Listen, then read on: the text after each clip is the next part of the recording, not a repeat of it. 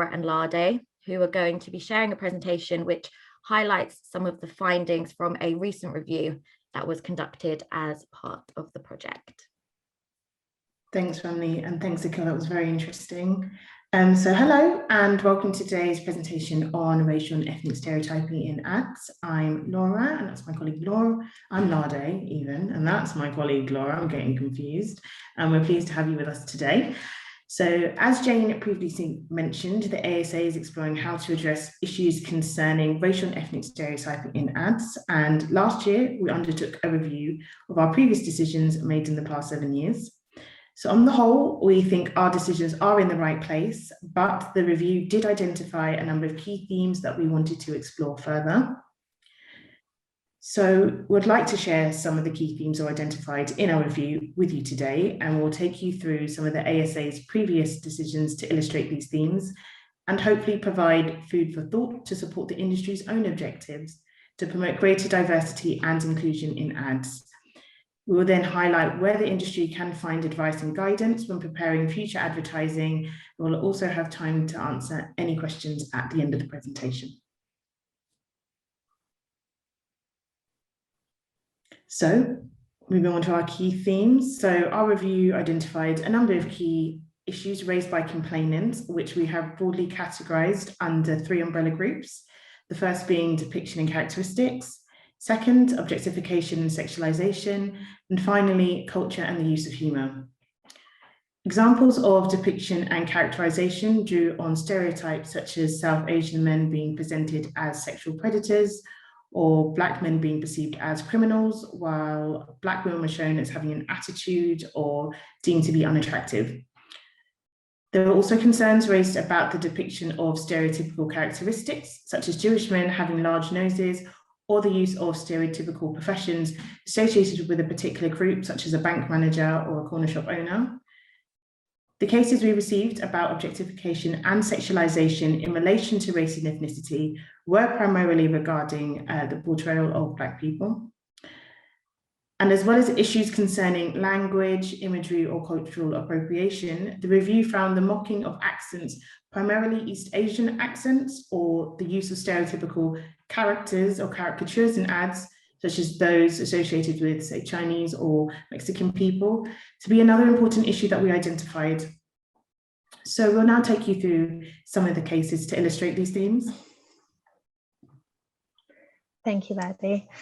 So as we've mentioned, the first theme in our review is depictions and characteristics. So the advertising rules state that marketing communications must not contain anything that is likely to cause serious or widespread offence, and specifies that special care must be taken to avoid causing offence on the grounds of race, along with other protected characteristics. And when making decisions about whether a particular depiction or portrayal is likely to cause serious or widespread offence, the ASA will take into account factors such as the audience that is likely to see the ad, the medium in which it appeared, and how the ad was targeted.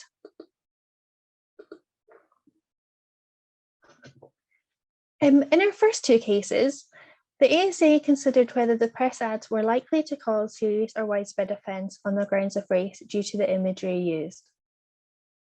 In the case of Ginger Pop, the ASA considered that consumers were likely to view the Golly character as a negative racial stereotype, which when used alongside the words English freedom, could be seen as a negative reference to immigration or race. The ad by Vic Smith Bedding was published towards the start of the pandemic last year. We similarly considered readers would view the image of the Union Jack mattress wearing a surgical mask in conjunction with the phrase no nasty imports as a negative reference to immigration or race by associating immigrants with the coronavirus outbreak. And we upheld in both cases as the ads were likely to cause serious or widespread offence. So in comparison, the complainants objected that this ad by Apple was offensive and racist because it used the colour of a Black man's skin to demonstrate the night mode functionality of the device. This ad was not subject to a formal investigation, but it was considered by the ASA as part of an internal procedure known as an NEICD. So we noted that the ads was promoting the night mode capabilities of a mobile device, which could be used to illuminate photo subjects in low light situations. We considered that readers would understand that the ad intended to show that the mobile device could take more vibrant photos with limited light, rather than suggesting that darker skin was a negative, or that the model himself was somehow enhanced or more desirable in the more illuminated photo. And we concluded that the ad was unlikely to cause serious or widespread offence. In the following cases, the complainants challenged whether the ads were offensive because they believed the language used in the ads stereotyped the traveller community. The Collect My Debt website featured claims such as traveller and squatter evictions, we can remove unwanted trespassers efficiently and effectively, and featured testimonials of those who'd used the service. The email from DCBL featured claims such as find out why DCBL maintain 100% traveller removal success rate and quickly reduce the likelihood of further travellers congregating, damaged land and fly tipping.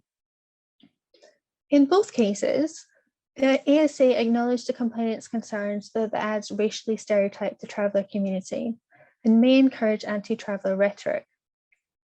We noted, however, that the ads didn't use negative or discriminatory language or tone in their description of the eviction service or their reference to travellers.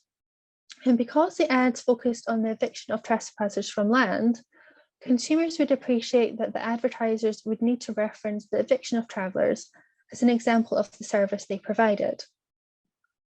And in light of these factors, we considered that ads were not likely to cause serious or widespread offence. Concerns about the language used were also raised in the case of Paddy Power.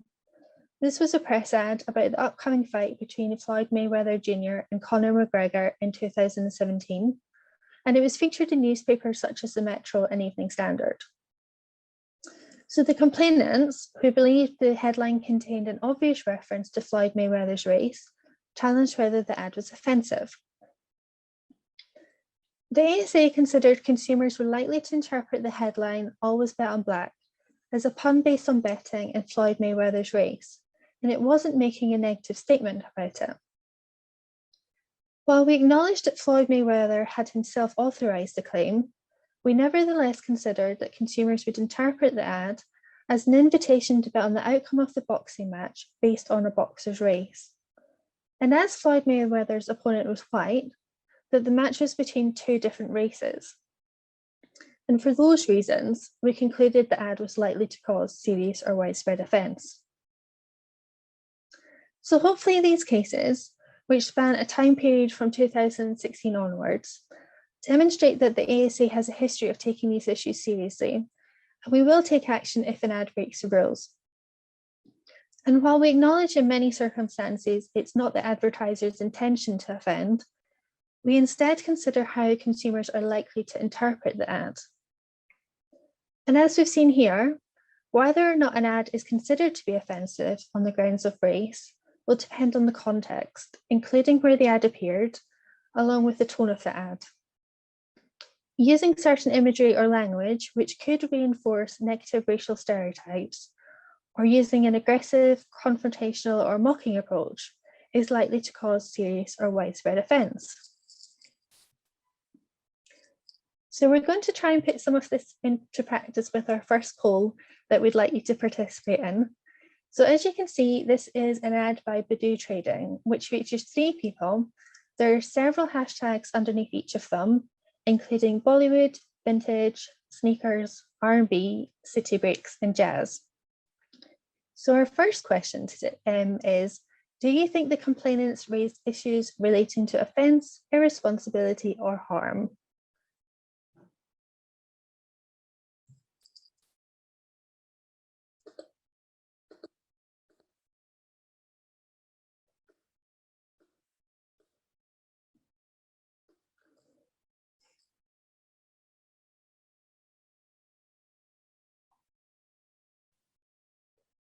Yeah, we're getting lots of responses in here. So just give it a few more seconds and then we'll share the results.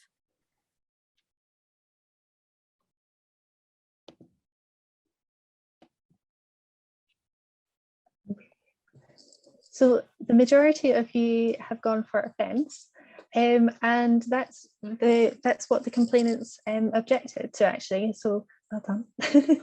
So 4 complainants objected that the ad was offensive because it contains negative racial stereotypes in the form of the practices and beliefs attributed to each person. So following that, the second question, do you think the ASA agreed the ad depicted race or ethnicity in a discriminatory, derogatory, or mocking way? And this is just a yes or no answer.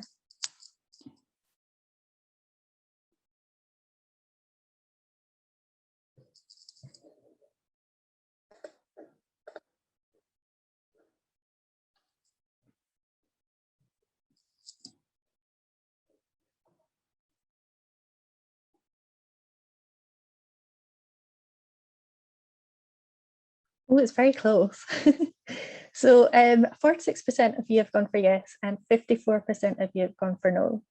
So the ASA acknowledged the complainant's concerns, and we noted that a variety of interests and beliefs were listed underneath each person.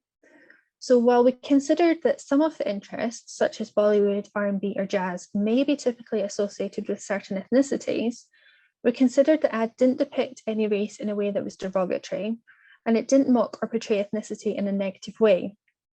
And in that context, and while we understood that some may find the ad to be in poor taste, we considered the ad was unlikely to be seen as discriminatory, and so the complaints weren't upheld.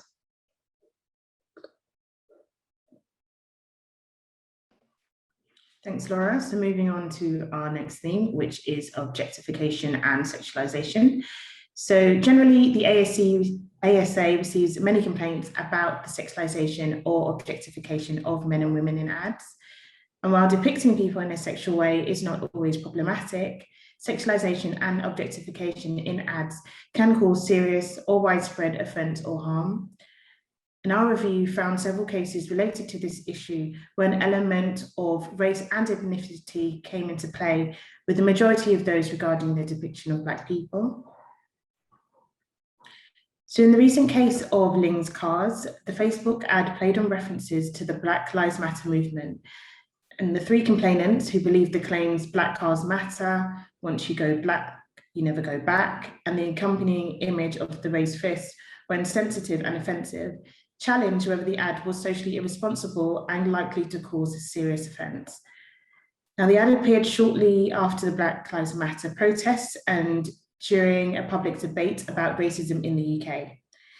We considered that consumers would understand the headline Black Cars Matter, the image of the raised fist, and the name Audi A4 Black Power Edition to be references to the Black Lives Matter and Black Power movements. We considered using the slogan and iconography simply to draw attention to an ad for a car trivialise the serious issues raised by those movements. We also considered the claims, once you go black, you never go back, and begin of objectified and fetishized Black men. Because of those claims, particularly in the context of an ad for an unrelated product featured alongside references to recent protests opposing racism against Black people, were likely to cause serious offence on the grounds of race, we considered the ad was socially irresponsible. Now, the following example is an outdoor poster by Nico Fresh, which featured an interracial couple consisting of an older white woman and a young Black man.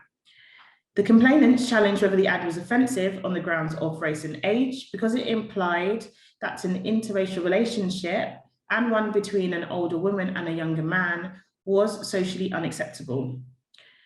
The ASA considered that consumers were likely to interpret the ad to mean that, contrary to the relationship depicted, to smoke e-cigarettes was not a taboo issue. We noted the pronounced age gap between the man and the woman and the fact they were a couple, and that the image was accompanied by the text, "No tobacco, no taboo." We considered that consumers would believe that the ad was presenting a relationship between an older woman and a younger man and a couple of different races as something that was unusual or socially unacceptable. And because of that, we concluded that the ad was likely to cause serious or widespread offence on the grounds of race and age. Now, this next case was not part of the review, but we'd like to highlight this as it's another recent example. So in this case, the complainants challenged whether the portrayal of Dina Asher-Smith in the ads, which they believed used sexual references to promote the product, was demeaning, sexually provocative, sexist, and offensive, with some specifically mentioning her clothing and poses and the reference to peel back and play. Now, some complainants who believe the ads featured a strong and inappropriate visual connection between the colours of the product's packaging, the chocolate in the product, her clothing, and the colour of her skin, challenged whether the ads were offensive on the grounds of race. So I'm going to play the ad for you now.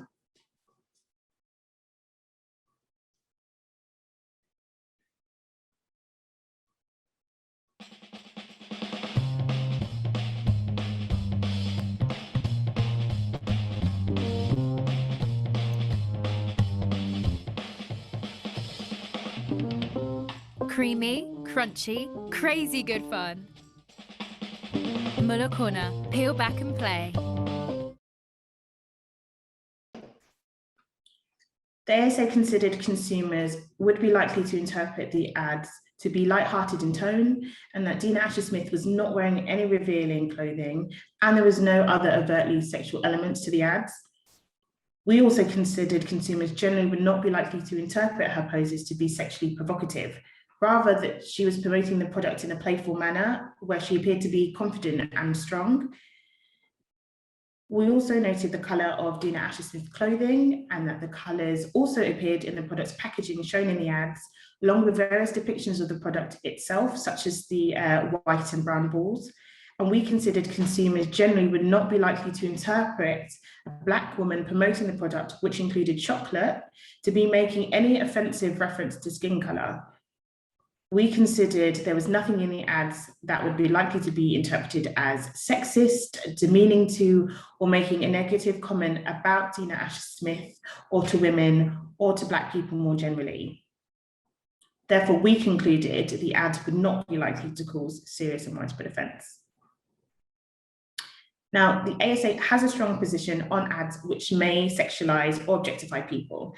And as we've seen in these examples, an ad doesn't have to feature a person for it to be deemed as offensive. Advertisers should try and take care not to depict people in a demeaning, subservient, or exploitative way, taking into account how their race or ethnicity may amplify the effect. Including innuendo as an ad that is intended to be light-hearted can be acceptable, but degrading language or visuals based on race or ethnicity, even if it's intended to be humorous, could cause serious or widespread offence.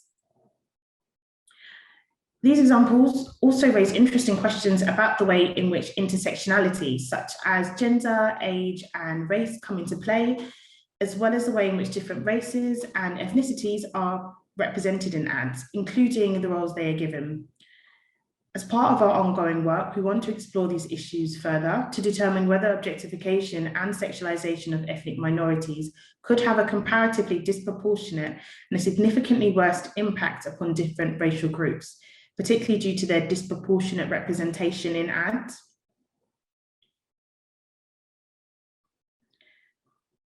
So we'll move on to our second activity, which is an outdoor poster for American Apparel. So our first question is, why do you think the complainant believed this ad to be offensive? With this particular question, you can pick as many options as you wish.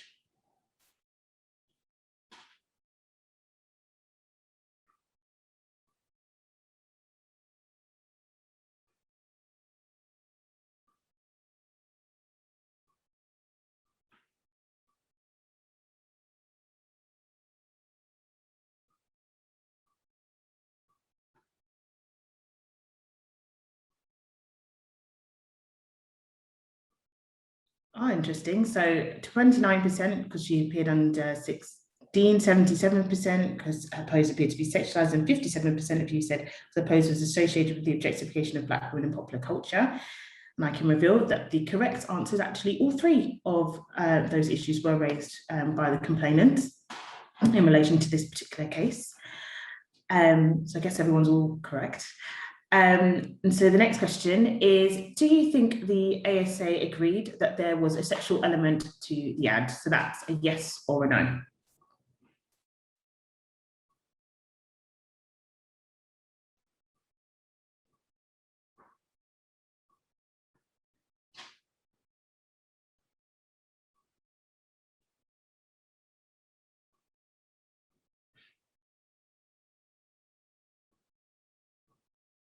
A majority of people have said yes, and 32% have said no.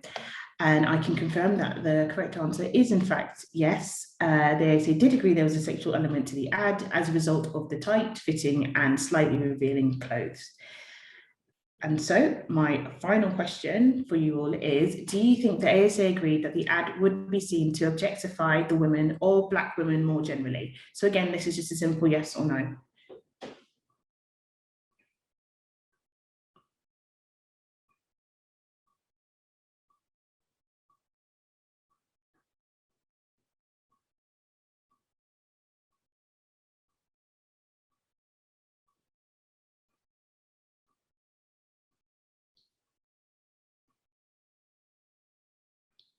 All right, so 69% of you said yes, and 31% of you said no, which is interesting. I can, in fact, reveal that the correct answer is, in fact, no. So the reason being that, so whilst the ASA noted that the model did not appear under 18 years old, despite the sexual element to the ad, the model was fully clothed, there was no explicit nudity, and she appeared assertive and confident. Given this, we concluded the ad was unlikely to cause serious or widespread offence or be deemed irresponsible by portraying a child in a sexual way. And so, in fact, the complaint was not upheld. Thank you, Daddy. So moving on to our final theme today, culture and the sense of humour. So if an advertiser wishes to include humour in their ads, they should be careful to ensure that any humour is not based on a person's race, ethnicity, or culture in a way that could be perceived to be denigratory. Our review found the mocking of accents, and the majority relating to the depiction of East Asian people, to be a frequent issue raised by complainants in which they believe the portrayal to be offensive or insensitive.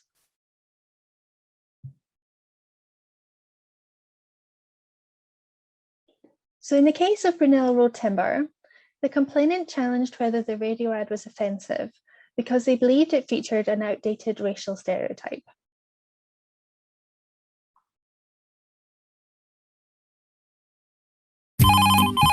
A Brunel surprise. Good morning, it's Mr. Rumbelow here from Liverton. Ah, Mr. Lumberall from Riverton. How are you? Very well, thank you, Charlie, but it's Rumbelow. That's right, Lumberall. Anyway, Charlie, you've supplied all your materials for my extension so far, and I need to talk to you about Mrs. Rumbelow's kitchen. Ah, Mrs. Lumberall's kitchen. You want to speak to our Tom Gubby? He's a very clever man. I transfer you. Ha. That's great, Mr. Rumbelow. I'll see you later in the week to measure up. And I'm sure when your wife comes into the showroom, she'll be surprised at the range, quality and great value available from Serendipity Kitchens and Bathrooms. Ah, thanks, Tom. See you soon. Brunel Supplies on the Brunel Industrial Estate near the Pennin Roundabout. You'll be surprised at just how much we do.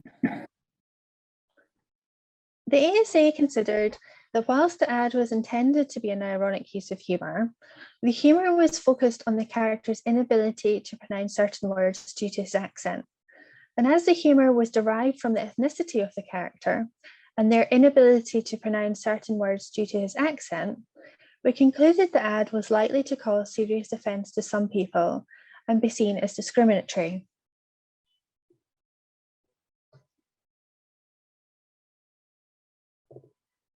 The TV ad by OVO Energy featured a character resembling Bruce Lee wearing a yellow jumpsuit and teaching martial arts. The complainants challenged whether the ad was offensive and condoned harmful discriminatory behaviour because they believed it featured outdated racial stereotypes.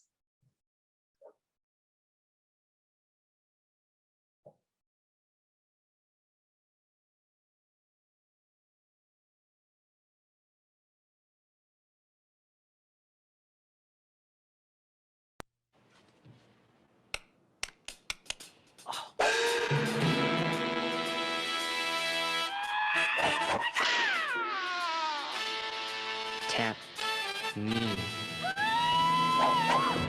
Good. It is like a finger pointing away to the ball.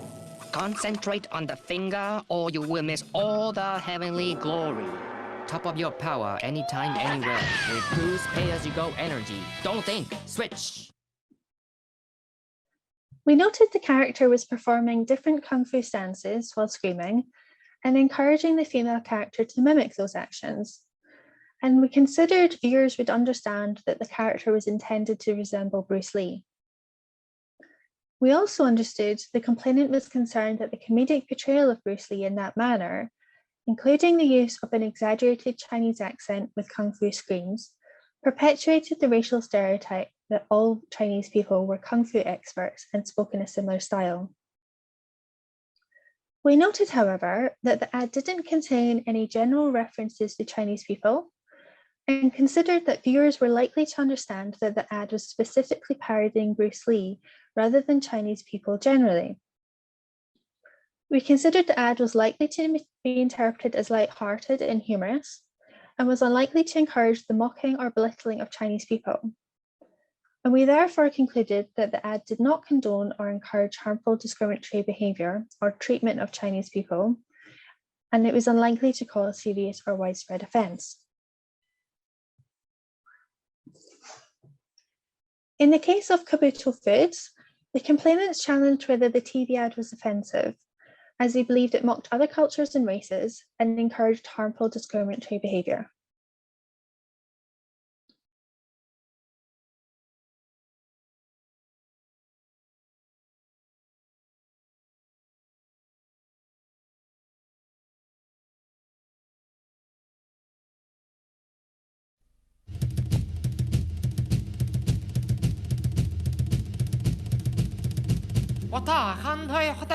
Stand back from my noodles. I'm drawn to your noodles and they're drawn to me. I know.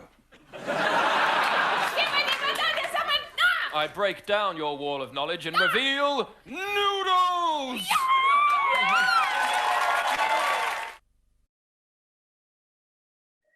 The ASA considered the language and translations used in the comedy sketch were fictitious, and the humour was derived from this fictitious translation. We considered the humour was not derived from mocking the cultures and races of other people, and although some may find the ad to be distasteful, it wasn't likely to cause serious or widespread offence or encourage harmful discriminatory behaviour or treatment, and so the complaint wasn't upheld.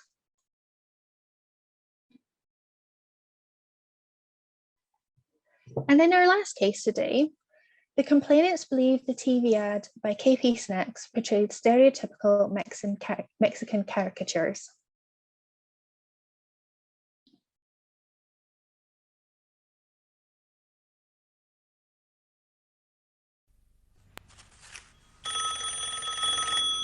Hello? Hola, Glenn. Esto es flavor. Nuevos McCoys, muchos, Glenn. Muchos mexicano tortilla chips.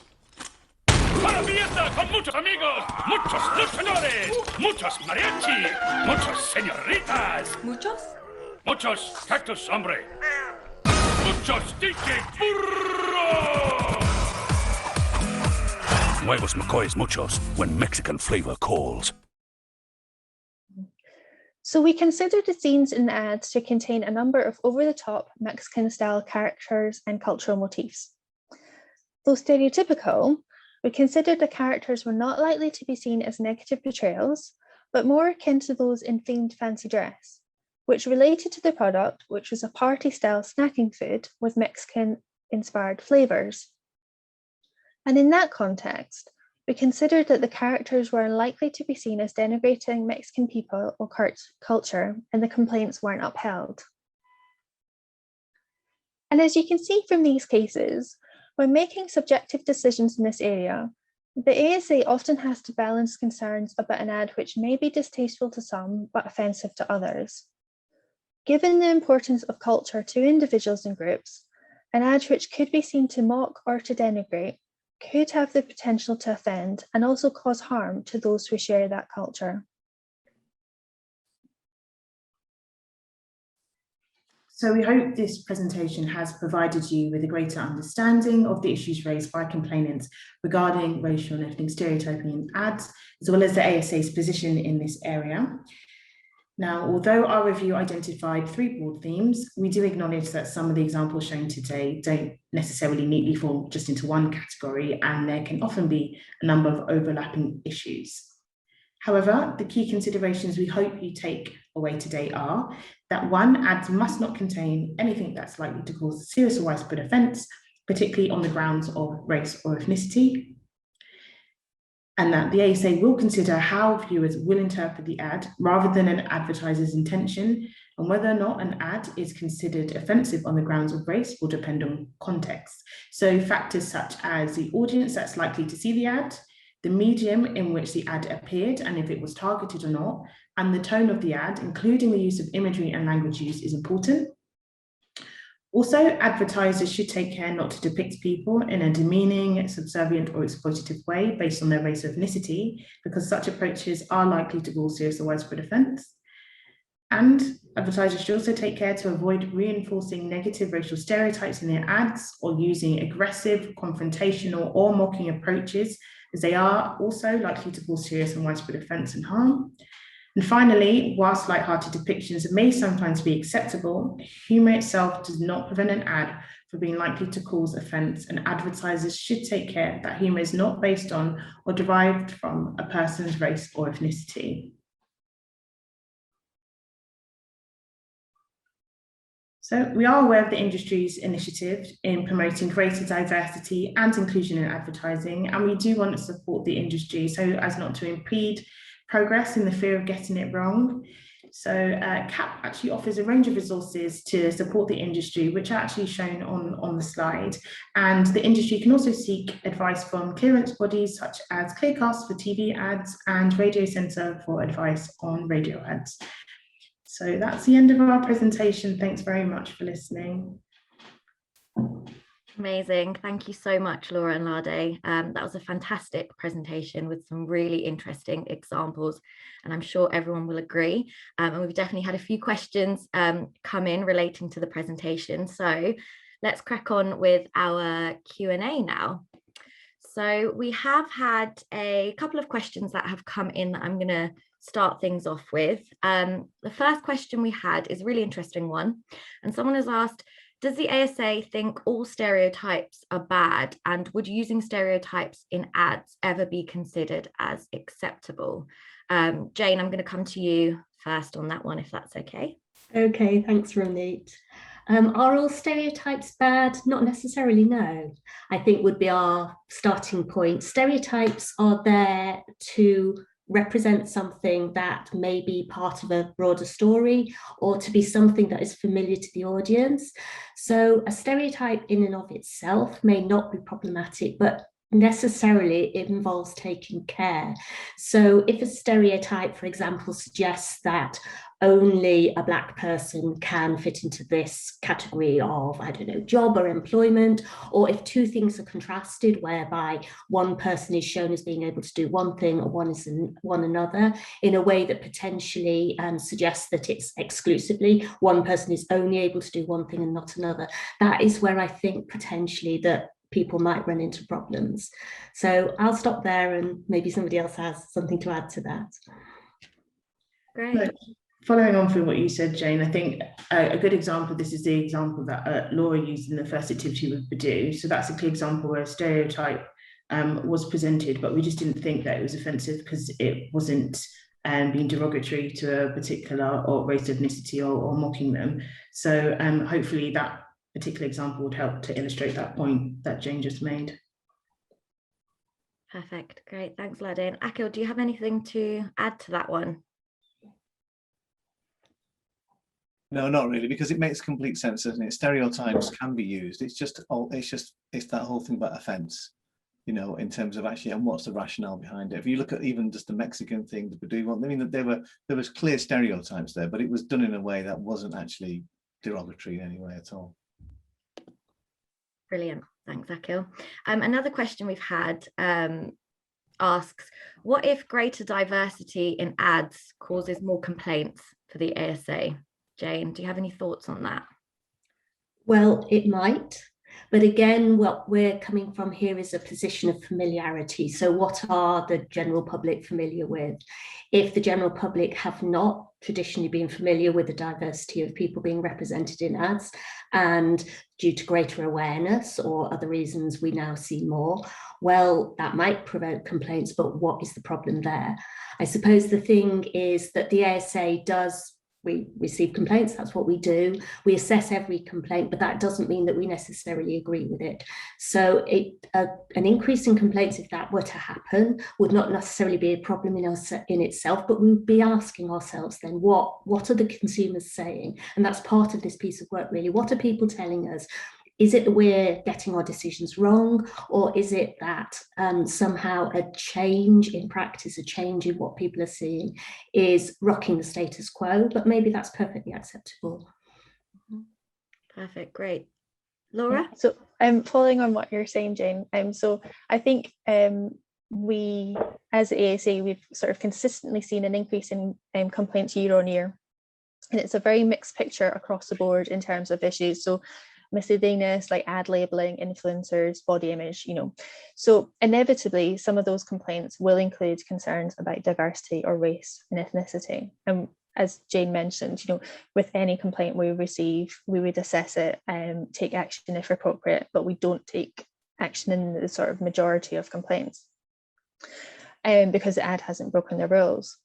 And one of the interesting viewpoints that Laddie and I found in our review was that some complainants were very supportive of greater diversity in ads, but they felt the depiction wasn't maybe representative of them, or they felt a certain ethnicity was underrepresented in ads compared to another ethnicity. And I think that really goes back to what Aaqil was saying earlier before the presentation about sort of like authentic representation in ads as well. Sorry, Rumi, can I just pick up on that as well? Even going further, if you take on board the whole thing about understanding localization as well, and there's a term that gets used often, which is hyperdiversity. If you're talking about regional adverts, not necessarily national ones, but regional adverts, you could get into a situation where in certain geographical areas, not having adequate or correct diversity would be a bigger problem, because having an advertising campaign which is general and for the whole of the country may not actually play very well going forward, particularly now, but even going forward in certain geographical areas as well. So it's a very good question, but actually I think the answer is, as we've said, is actually really, really nuanced. It's not, there's no simplistic answer to it, and it can work on all different sides as well. Yeah. Perfect, great. This question is probably one that Laura and Lade might have a bit more insight on this one, but someone's asked, how do the ASA actually define widespread offence? Does it leave smaller ethnic groups vulnerable? So in response to that, so typically when we're judging whether something is likely to be called serious and widespread offence, we will look at, say, the medium in which the ad appeared. So naturally, there's going to be certain forms of media which might be seen by more people or heard by more people, such as TV or radio. There's also, again, who's it's been targeted towards and all the rest of it. I mean, with regards to minority groups and the way they're presented, and whether with regards to serious and widespread offence, how we judge it in that respect, I would say that if you have an ad that is targeted towards a particular community, then we would consider how members of the community are likely to consider the ads in that context, which should obviously take into consideration the thoughts and feelings of the minority group that was depicted in that ad. Perfect. So yeah. Just sorry, follow on a bit. So in terms of like smaller ethnic groups being sort of left vulnerable or lacking protection, so I don't think that's the case, but because maybe just because they're perhaps a smaller group doesn't mean that an ad couldn't cause them serious offence. And we, you know, like serious or widespread offence, it's not only, as Laddie says, it's very much to do with the context of the ad as well. And it does depend on a case-by-case basis. I don't know if you've got anything else to say about that, Jane, in terms of when we're actually assessing offence. Thank you. Just to kind of reiterate really what Laddie and Laura have said. I mean, serious or widespread offence is the rule. So something could cause both or one or the other. So even if it didn't cause widespread offence, say to a large group of white people, if it caused serious offence to a small minority group, and that was serious offence, then absolutely it would be a breach of the rules. So we have to use them in a nuanced way, as Aaqil and others have said, because the issue we're dealing with is not cut and dried, but absolutely there is scope for a small number of people to be seriously offended or indeed to be harmed by a presentation, and that would be caught by the rules. Brilliant. Great. Aaqil, we've had a question here for you, but I'm sure others might have an opinion as well. But someone said, Aaqil, you mentioned not being afraid to seek help. Where would you recommend as good places to look for guidance on racial and ethnic presentation in marketing? Well, the way that it really works is when, you know, it has to be, as of this conversation and the last couple of questions, is actually it's targeted to specific questions. And in terms of, so there's not one particular, you know, there will be industry groups as well, but actually I think it's finding individuals, organizations which actually work in this territory.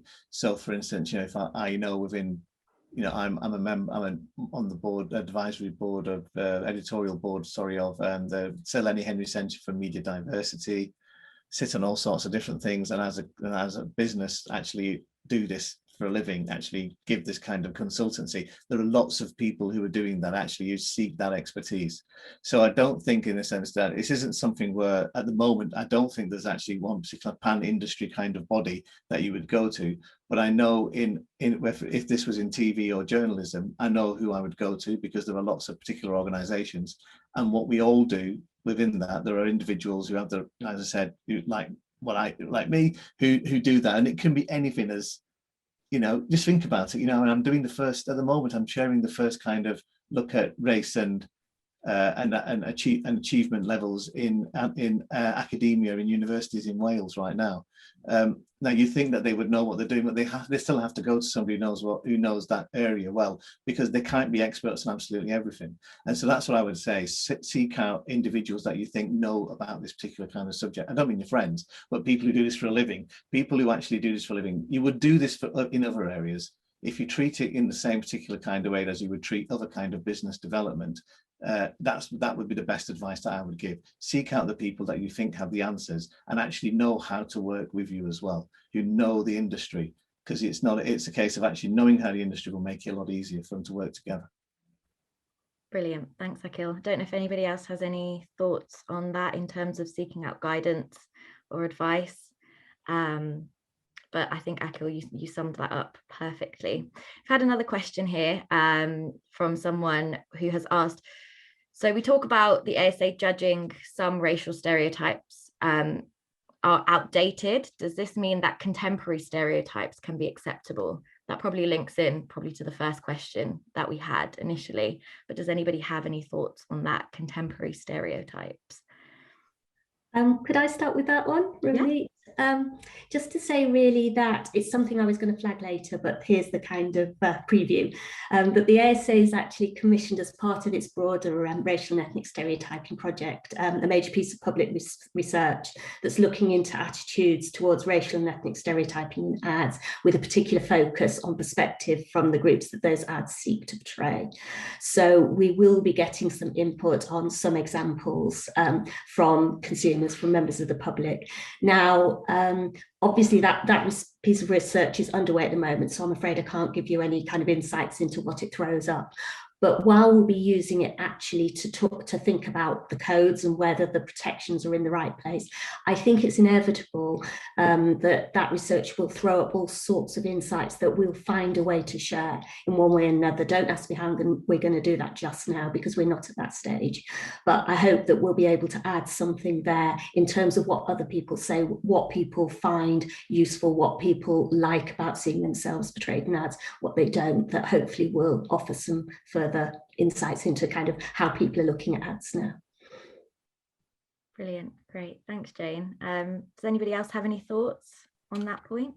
Well, sorry, Romney, it goes back to that point again about understanding demographics as well, and I think it's that whole thing about you know, there are new groups with new particular kind of stereotypes that people will be looking at, and you know, I think there's a question of Eastern European migration into the country from over the last decade or so, and of course, you know, that's a particularly a new stereotype that we wouldn't have necessarily had conversations about 15, 20 years ago. So it's a case of actually keeping on top of the demographic trends, and actually keeping on top of communities, and actually knowing where they are and how many people there are of them, and actually what their characteristics might be. Mm-hmm. Yeah. Brilliant, thanks Aaqil. And last question, and it's a bit more of a general one, but one that I thought might be helpful if we answer for people who are listening. But someone's asked, what actually happens when an ad is upheld, a ruling is upheld? Laura and Lade, don't know if you want to lead on that one. If a complaint is upheld, then we'll ask, it depends what it is, but we'll either ask the advertiser to amend the ad or to remove it. That's typically what happens if a complaint is upheld against an advertiser. Mm-hmm. So the ruling goes on our website, and it's publicly available for obviously everyone to have a look at, and they get published on a Wednesday. And it would depend, you know, it would apply across all advertising as well. So it's a good idea to sign up to the rulings on our website, and then you'll get notification as well. Brilliant. Thanks, guys. So I think that's it for questions, just because I'm conscious of time, and Jane has some closing comments that we also want to go through as well. So let's have a look at that, and I'll hand back over to you, Jane. Okay, thank you, Ramneet.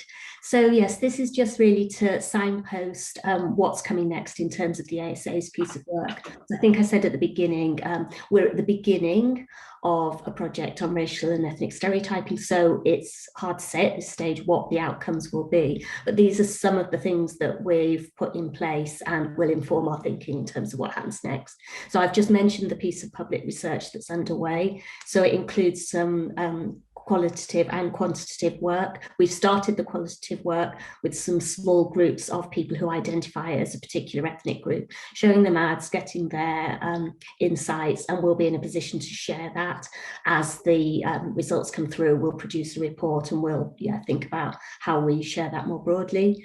Also coming down the line is a call for evidence on the depiction of racial and ethnic stereotyping in ads, and a literature review to help us situate our thinking specifically about the ads and the ad rules within existing knowledge. We're doing an ongoing analysis of incoming complaints to help inform our decision making. Again, you'll have seen some of the ads we showed you, which were used as sort of illustrative examples, were from quite a while ago. So we're still getting complaints, we're still seeing ads. So we're keeping an ongoing kind of record of those to try and see if we can tease out further the nuances of some of those themes that Lade and Laura have started to pull out from the work that they've done. And then there's going to be CAP and BCAP, the bodies that write the codes, will be consulting on whether the current rules afford adequate protection with regard to protected characteristics. And in the context of that, of course, there's race. So protected characteristics is broader, but the consultation will cover this area as well. And there'll be, it's not published yet, but once it is on our website, there'll be an opportunity for you to feed in your thoughts on that. Then obviously, depending on the response we get to that, there will be a consideration by CAP and BCAP as to whether there's a need to change rules to look particularly at harm in this area, but that's quite a lot further down the line. So that's where we are at the moment. Okay, so I think that's it from me. Thank you very much for sharing this with us, and I'll pass you back to Ramneet for the concluding remarks. Thanks so much, Jane. And just to reiterate what Jane just said there, thank you for joining us this afternoon. We really hope that it's been a thought-provoking introduction to the work we are doing on this project. And I also want to say a huge thank you to all of our presenters today, Lade, Laura, Jane, and Aaqil. Thank you so much. Thank you for sharing your insights with everyone. We'd love to have your feedback on today's event. So once the webinar ends, a survey will pop up. So please do feel free to share your comments with us. We'll be sending around a follow-up email as well with details of how to get in touch with us regarding anything that has been discussed today. So please do keep an eye out for that as well. But that's it from us. Thank you again, everyone, and take care. Bye, everyone. Thanks. Bye. Bye.